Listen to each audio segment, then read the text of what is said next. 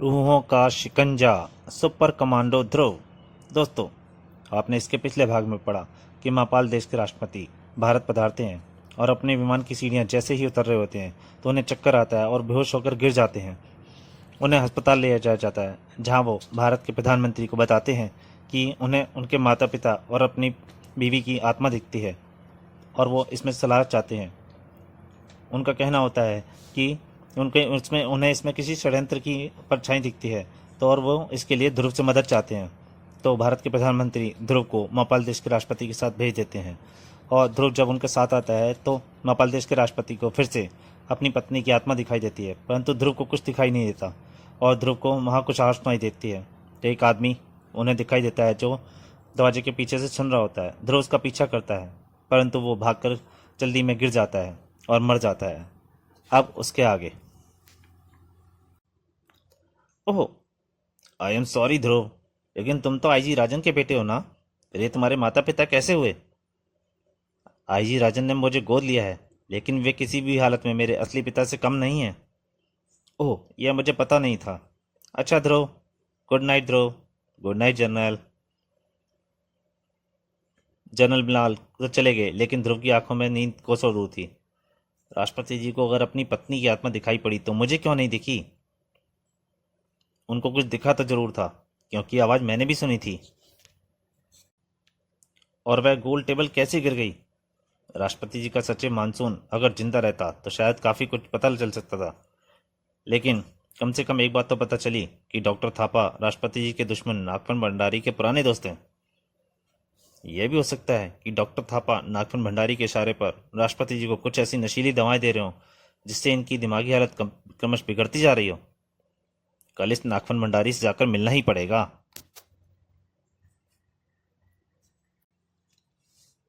लेकिन नागफन भंडारी का नाम उसके माता पिता ने काफ़ी सोच समझ कर रखा था, क्योंकि अगले दिन। इसमें मैं तुम्हारी क्या मदद कर सकता हूँ? कहो तो कुछ पागलखानों के पते लिख कर दे दूँ। आपको यह कहते हुए शर्म आनी चाहिए भंडारी जी। अपने देश के राष्ट्रपति को पागल कहकर आप अपने देश का अपमान कर रहे हैं। बेटे, पागल को पागल नहीं तो और क्या कहेंगे?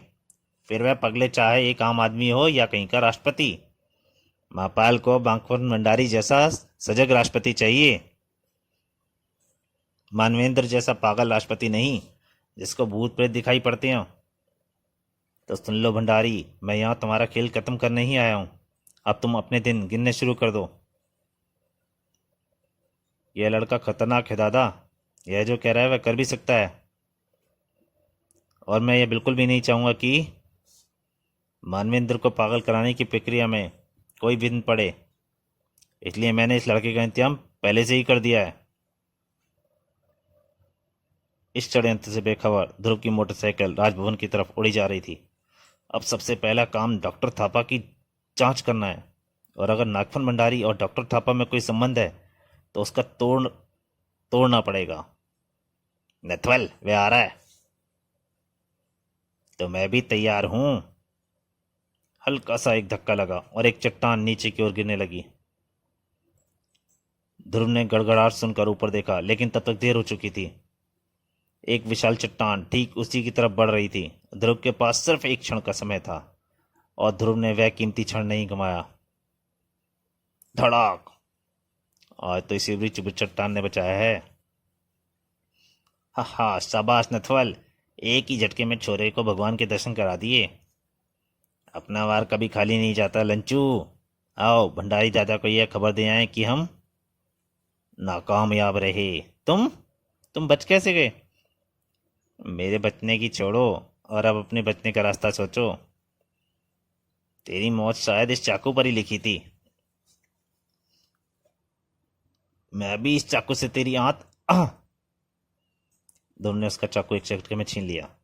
चाकू से बच्चे नहीं खेला करते, वरना हाथ कट जाता है, इस बेल्ट की तरह। मेरी पैंट सरक जाएगी और मैं नीचे कुछ नहीं पहने हुआ हूं। तो शरीफ आदमी की तरह पैंट पकड़े रहना। आज सुबह जो कसरत पूरी नहीं कर पाया था उसकी कमी पूरी हो गई। ध्रुव के लिए किराए के 2 गुंडे भुनगों से ज़्यादा कुछ भी नहीं थे, लेकिन उसको गुंडों के तीसरे साथी के बारे में कुछ नहीं पता था। ध्रुव के सर पे एक वार हुआ, धड़ाक, और वह कुछ पलों के लिए होश खो बैठा। और जब उसकी धुंधली आंखें देखने योग्य हुईं, तीनों गुंडे बहुत दूर जा चुके थे। मोटरसाइकिल का तो चूरा बन गया। अब तो बेटा ध्रुव टैक्सी मिलने तक पैदल मार्च करना पड़ेगा। और आधे घंटे बाद, अरे ध्रुव, ये क्या हालत बना कर आ रहे हो? तुम्हारी मोटरसाइकिल कहाँ है? शायद यहाँ के कबाड़ी बाजार में। डॉक्टर थापा कहाँ हैं? अपने क्वार्टर में। उनसे कुछ दवाई ले लूँ तो तबीयत ठीक हो जाए। डॉक्टर थापा अपने गहरे में किसी गहरी चिंता में डूबे थे। क्या मैं अंदर आ सकता हूँ डॉक्टर थापा? आओ ध्रुव आओ, इधर कैसे चले आए? मैं राष्ट्रपति जी की तबीयत के बारे में पूछने आया था। कैसे हैं वे अब? पहले से बेहतर हैं, लेकिन अगर उनको फिर कोई आत्मा दिखाई पड़ी तो वे फिर वापस इसी हालत में पहुंच जाएंगे। एक बात बताइए डॉक्टर थापा, इन आत्माओं को राष्ट्रपति जी के अलावा क्या और किसी ने कभी देखा है? नहीं। यानी ये आत्माएं उनके अपने दिमाग की उपज भी हो सकती हैं?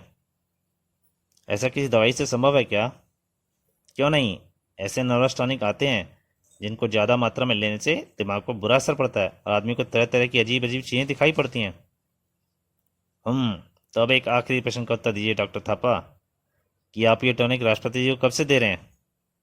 क्या बकवास कर रहे हो तुम? अच्छा, तो एक मैं बता दीजिए कि नागफन भंडारी इस काम के लिए आपको कितने पैसे दे रहा है? मैं तुम्हारी बदतमीजी का जवाब अभी भी दे सकता हूँ, लेकिन इस वक्त तुम हमारे मेहमान हो। Now get out. ठीक है डॉक्टर थापा, लेकिन सच सामने आकर ही रहता है। आगे से यह हमेशा याद रखना कि मैं तुम पर नज़र रखे हुए हूँ। राष्ट्रपति जी को डॉक्टर थापा के बारे में बताने से पहले मुझे कुछ और सबूत इकट्ठे करने होंगे, क्योंकि उनको डॉक्टर थापा पर बहुत भरोसा है।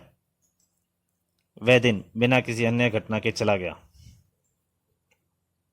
रात की काली चादर पूरे मापाल पर फैल गई। राष्ट्रपति अभी भी सो रहे हैं ध्रुव, तुम भी थोड़ा आराम कर लो तो ठीक रहेगा।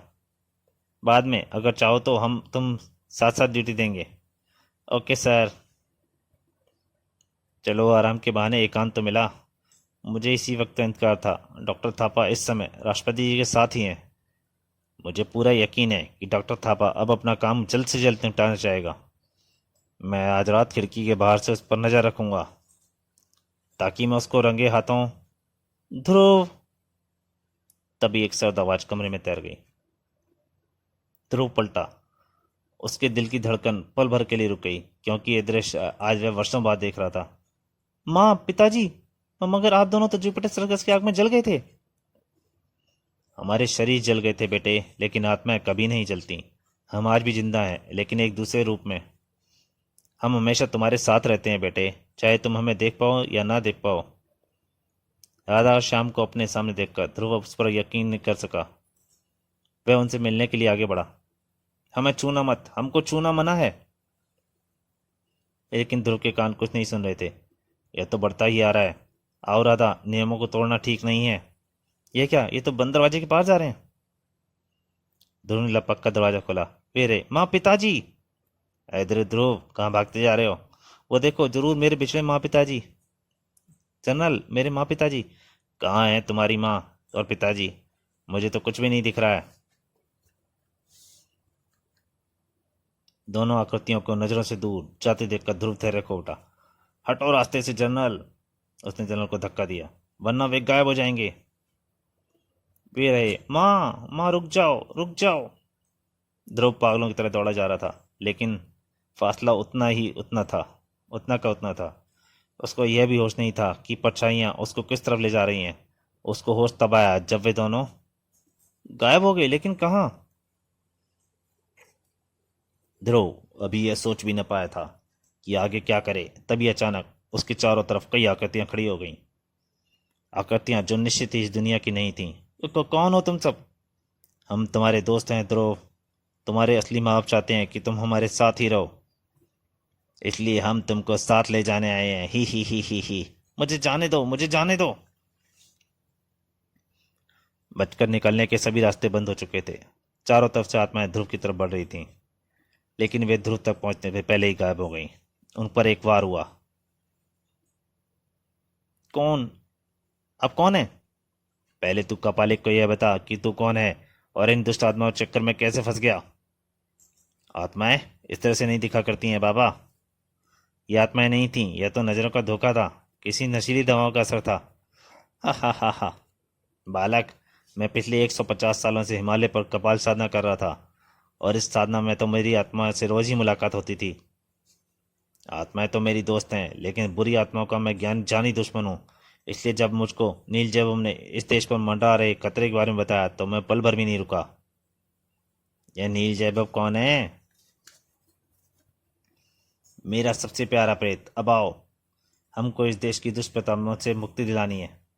चलिए कपालिक बाबा। राजभवन में भारी चहल पहल थी। ध्रुव, तुम भागते हुए कहाँ गए थे? और जनरल बिलाल कहाँ हैं? जनरल बिलाल, वे तो मेरे साथ नहीं गए थे। तुम्हारे साथ नहीं गए, लेकिन वे तुम्हारे पीछे ही गए थे और अभी तक वापस नहीं लौटे। अब वह शायद कभी वापस नहीं आएगा। दुष्ट आत्माएं किसी को नहीं छोड़ती। अगर मैं वक्त पर नहीं पहुंच गया होता तो यह बालक भी वापस नहीं आता। तुम कौन हो भाई, और यहाँ कैसे घुसाए? यह राष्ट्रपति भवन है, कोई धर्मशाला नहीं। इनको मैं लेकर आया हूँ डॉक्टर थापा। अब शायद यह कपालिक हमारी आखिरी उम्मीद है। मैंने खुद अपनी आंखों से आत्माओं को देखा है, अपने मृत माता पिता की आत्माओं से बात की है। अब तो ना चाहते हुए मुझे भूत प्रेत पर यकीन हो गया है और इन आत्माओं के सामने हमारा आधुनिक विज्ञान बेकार है। समय नष्ट करना उचित नहीं है। मुझे शीघ्रता से राष्ट्रपति के पास ले चलो। लेकिन वे अभी बीमार। चुप रहो। कपालिक का रौद्र रूप देखकर डॉक्टर थापा की हिम्मत जवाब दे गई। आओ बालक, मुझे यहाँ पर दुष्ट आत्माओं का आभास हो रहा है। वे इस तरफ हैं। मेरा अस्थिदंड उनकी तरफ तरंगे ग्रहण कर रहा है। आश्चर्य, यह तो अपने आप राष्ट्रपति जी कक्ष की तरफ जा रहा है। सहसा कपालिक रुक गया। आत्माएं इस कक्ष में हैं। आप तो चमत्कारी हैं बाबा। यही राष्ट्रपति जी का कमरा है। अच्छा सुनो, अगर तुम्हारे अनुष्ठान से राष्ट्रपति जी को जरा भी नुकसान पहुंचा तो इसको शांत कर बालक, वरना मैं इसको भस्म कर दूंगा। शांत रहिए डॉक्टर थापा। कपालिक बाबा राष्ट्रपति की मदद करने आए हैं। उनको नुकसान पहुंचाने का इनका कोई इरादा नहीं है। तो दोस्तों, रूहों का शिकंजा का दूसरा भाग यहीं तक। इसके अगले और अंतिम भाग में जल्दी आपके सामने हाजिर होऊंगा। तब के लिए नमस्कार।